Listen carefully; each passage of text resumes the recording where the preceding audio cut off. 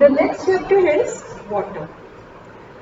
The water we all know is also known as universal solvent.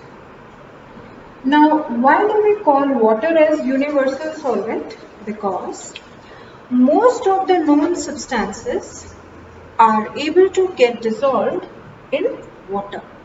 Since most of the substances are able to dissolve in water, that is why the word universal. Universal means most of the things are getting dissolved. Now, what are these things that can be dissolved in water? They can be in any state of the matter. They can be in the state of solid, or they can be any other liquid, or apart, it can also be a gas. There are so many gases like hydrogen chloride gas, ammonia gas, carbon dioxide gas. All these gases, many liquids like alcohols, and many solids like salts, sugar, etc. are able to get dissolved in water. Then, what is the meaning of solvent? Solvent is a term which is used for a substance in which some other substance is getting dissolved. You all have read that basically solute plus solvent gives us solution, right? So solvent is what? Solvent is any substance in which a solute is getting dissolved. What is a solute? That can be a solid, liquid, or a gas. Whatever substance is this, it is representing a solute. And here in this case, water is the solvent. So whenever a solute is dissolved in solvent, solution is obtained. Now the question arises, is the water only solvent available? No. There are many other solvents. For example, we can have alcohols, we can have benzene, we can have toluene, and so many others that can act as solvent. But yes, these are not universal solvents because the solubility of various solutes differ in these solvents. However, in case of water, most of the solutes are able to get dissolved, and hence the water we call as universal solvent. What is a solute? The substance which is getting dissolved. What is solvent? The substance in which the solute is getting dissolved, and this solute plus solvent gives us the solution of the solute, whatever solute it was. Now, regarding the solution that has been obtained, this solution can be obtained in two different forms. What are these two different forms?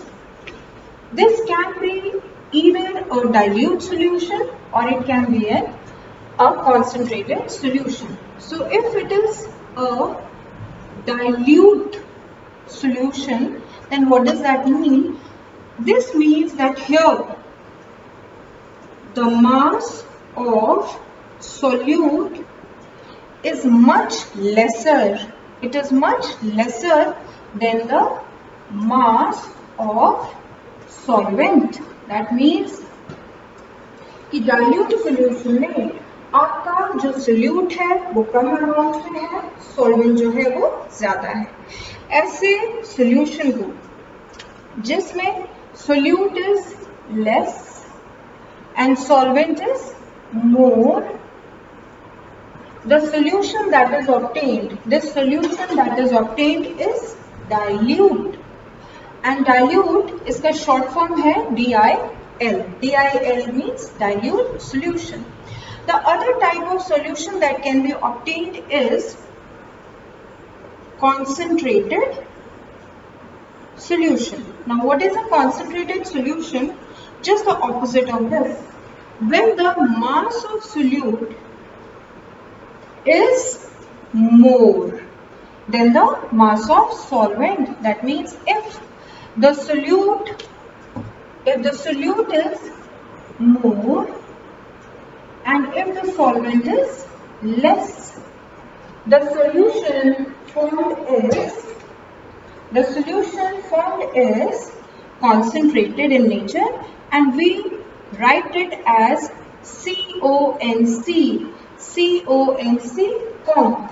We call it as conc or concentrated solution. Now this is your concentrated and dilute solution. Now the other type of solution that is found with the help of dissolution of solute in solvent is true solution. That is true solution. Now what is a true solution? The true solution, the first property of your true solution is, number one, it is homogeneous. It is homogeneous in nature. What do you mean by homogeneous? Homo means same. That means a true solution has same properties throughout its volume. जितना भी आपके पास amount है, उसमें जितनी भी उसकी properties है, वो throughout the volume same होंगी. For example, आपने water लिया और water में आपने sugar dissolve किया, तो जिस समय आप इस शुगर सिरप को टेस्ट करेंगे तो आप देखेंगे ऊपर के पोर्शन से, मिडिल पोर्शन से, बॉटम पोर्शन से, हर जगह से you will have the same properties since it is going to form a homogeneous solution. Then the second property of a true solution is the size of the particles. The size of particles is very small. The size of particles is so small that when we try to filter this true solution from a filter paper, even the particles are able to pass through that filter paper. Then the third point, these particles are so small and still they are not able to settle down because they all get dissolved. The particles do not settle down. Bottom के ऊपर ये settle नहीं करते, reason being they are already dissolved in the solvent. And number 4, these particles, if required to be separated, that they can easily be separated using any physical method. For the separation of these particles, we do not require a chemical method to separate them out. Only a physical method can be used to separate these particles. So 3 types of solutions we have learned. Number 1 was the dilute, number 2 concentrated, and number 3 is the true solution. That is the true solution. Now let us talk of another type of solution which is formed. We call it as a saturated solution. Now what is a saturated solution? Saturated solution. What is a saturated solution? Saturated is an English term that is generally used for a condition in which no further addition can be done. किसी भी और चीज का उसमें addition होने का scope नहीं होता. So solution is saturated. इसका क्या मतलब हुआ? That means in the solution that has been made, no further addition of solute can be done. एक बार अगर आपका solution बन गया है तब no further addition of solute can be done when under same temperature and pressure conditions. अगर आपकी conditions of temperature और प्रेशर सेम है, यानी आपने ना तो अपने टेम्परेचर को वेरी किया, जो टेम्परेचर बिगनिंग में था सोल्यूशन बनाते वक्त और जो प्रेशर इनिशियल स्टेजेस में था, अगर आपका टेम्परेचर और प्रेशर सेम है, देन जिस समय आपका एक सोल्यूशन बन गया, आप अगर उसमें और फर्दर सोल्यूट ऐड करना चाहेंगे तो no further solute can be added. Okay, so such a solution we call it as a saturated solution. Then another type of solution is unsaturated solution. Now what is unsaturated solution? Obviously just the opposite of it. That is a solution in which furthermore solute can be added. Right? Such a solution is known as unsaturated solution. That means उसमें अभी भी scope है, so that more solute can be added to the solution. हमें क्या पता चलता है कि yes, the solution has become saturated. This will be indicated by the fact that if you are adding solute and stirring the solution, you will get a point. We call this point as the saturation point. अगर वो saturation point आ जाएगा, उसके बाद stir करने से भी, यानी उसको हिलाने से भी आपका जो solute है वो further dissolve नहीं होगा. It will remain as it is in the solution, no matter how much you stir it. Okay, so such a solution where the solute, even after stirring it under same conditions of temperature and pressure, if the solute is not getting dissolved, such a solution we call as saturated solution. And if the solute is able to get dissolved further at same temperature pressure constant है, उसको change नहीं करना. ऐसे solution को जिसमें solute further dissolve हो सकता है, आपने और सोल्यूट ऐड किया, स्टर किया, आपने देखा ये तो डिसॉल्व हो गया, यानी जो भी आपका सोल्यूशन है वो अनसैचुरेटेड है. इतना क्लियर है? Now let us move a bit further. We were talking of the saturated and unsaturated solution. Now saturated and unsaturated solution, or for that matter any of these solutions, dilute, concentrated, true, saturated, unsaturated, in some में एक special property आ रही है, and the name of the property is solubility. Suppose we have a solute, right, and this solute is not able to dissolve in water. या for that matter this solute is not able to dissolve in the solvent. अगर solvent में मान लीजिए ये solute dissolve ही नहीं हो रहा, ठीक है, तो जब dissolve ही नहीं हो रहा तो obviously solution form ही नहीं होगा, correct? That means in order to get the solution, it is essential that your solute should be dissolvable. It should be soluble in the solvent. Now here comes what is solubility. Solubility होती क्या है? Now what is solubility? Solubility is defined as the amount of solute that can be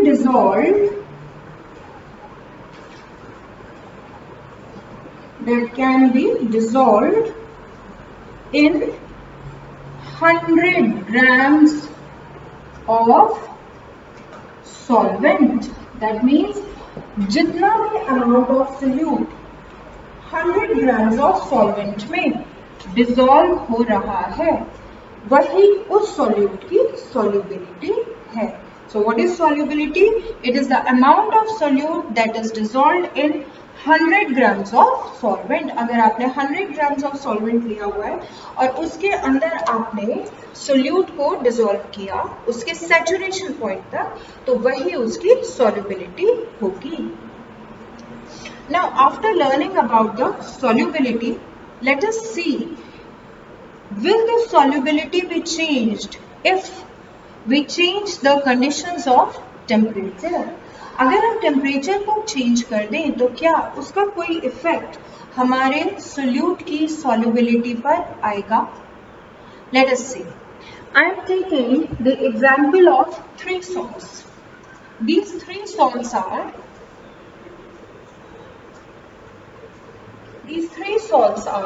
number 1 potassium nitrate, number 2 is sodium chloride, and number 3 is calcium sulfate. Right? And we are going to check out their solubility with the graph to see whether they are able to dissolve if there is any change made in their temperature. Now let's draw a graph for them.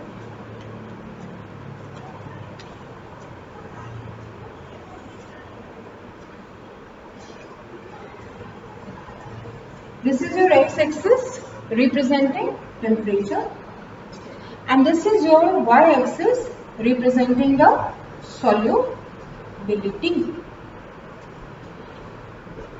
Let us first of all take the case of sodium chloride. What is sodium chloride? Sodium chloride is your normal general salt. So if this is the temperature, and if temperature is raised, then what happens to sodium chloride when it is dissolved in water? The solubility will remain more or less same. That means there is only slight increase, slight increase in the solubility of sodium chloride. Slight increase. देखो ये line मैंने slightly ऊपर करी है, बहुत ज्यादा इसको ऊपर की तरफ शो नहीं करना. This is your X axis, you can see almost parallelly draw करी है ये लाइन मैंने. ठीक है. So on a graph we are seeing that the solubility of sodium chloride, this is sodium chloride, and its solubility only slightly increased. There is not very high change in the solubility of the sodium chloride. Now let us take the example of potassium nitrate and let's see what happens to it once the temperatures are increased. At the condition, if the temperatures are increased, then what happens to the solubility of potassium nitrate? It increases rapidly. The solubility of potassium nitrate increases rapidly. बहुत तेजी के साथ जैसे ही आपके temperatures increase करना शुरू करेंगे तो पोटेशियम नाइट्रेट का जो ग्राफ है सॉल्युबिलिटी का वो बहुत तेजी के साथ इंक्रीज करेगा. ठीक है. इंक्रीज करेगा मतलब अगर नॉर्मल टेम्परेचर पर है आपका सॉल्वेंट तो पोटेशियम नाइट्रेट आराम से डिसॉल्व करेगा, और जैसे ही आप टेम्परेचर राइज करना शुरू करेंगे आप देखेंगे फटाफट से जो पोटेशियम नाइट्रेट है it has started dissolving and the rate of solubility has suddenly increased. And then now let us talk of the calcium sulfate, the most interesting solubility curve. देखो यहाँ पर we will see that the calcium sulfate solubility is increasing, and then after some time the solubility will decrease. Initially the solubility of calcium sulfate will increase, and after some time the solubility of calcium sulfate will decrease. So can you see these 3 graphs? Sodium chloride is showing only slight increase in the solubility. Potassium nitrate is showing a rapid increase in the solubility when the temperatures are increasing. And the calcium sulfate is initially the solubility is increasing, and after that the solubility is decreasing. So these are the 3 solubility graphs of 3 different salts, and we generally call it as the qualitative effect of heat. इसको पढ़ना कैसे है? We call it as qualitative effect of heat. The qualitative effect of heat, किसके ऊपर? Qualitative effect of heat on